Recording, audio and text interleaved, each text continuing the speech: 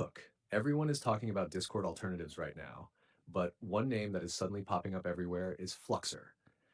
The question is it actually a real Discord replacement or just hype? Let's review it honestly. Fluxer is a new open source chat platform built mainly for communities, friend groups, and servers, similar to how Discord works. It launched in 2026 and quickly gained attention when users started looking for alternatives due to verification and privacy concerns on mainstream platforms. Fluxer is designed as an independent messaging and VoIP platform focused on communities instead of corporate social media style feeds. First, the interface and core experience.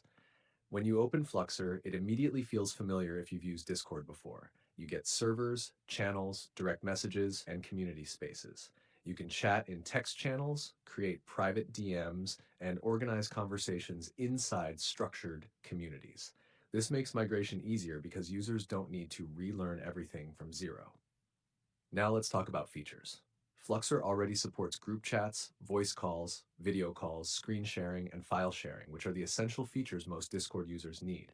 It also includes roles, permissions, moderation tools, audit logs, and search filters, which are important for server owners and community managers. Another interesting point is customization. Unlike many mainstream platforms, Fluxer allows custom emojis, themes, and even custom CSS styling. That means communities can fully personalize their servers instead of being locked into a fixed UI experience. Now, the big reason people are curious about Fluxer, privacy and control. Fluxer is open source and community funded, and it even supports self-hosting.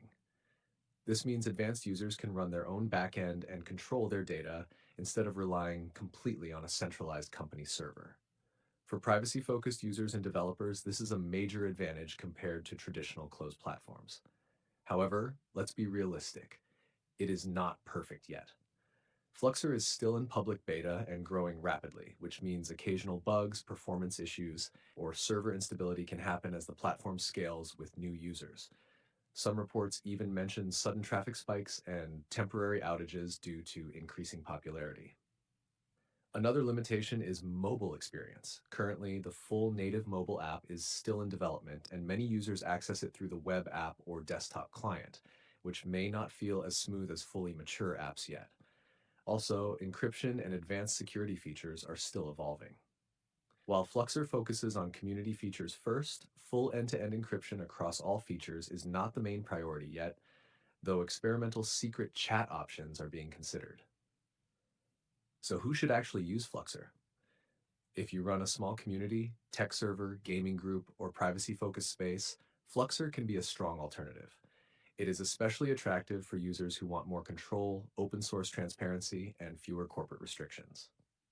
But if you need a fully stable, polished, and massive ecosystem like Discord with millions of bots and integrations, Fluxer is still developing and may not fully replace it yet. Final verdict. Fluxer is not just hype. It is a serious emerging alternative with strong community features, open source philosophy, and growing traction.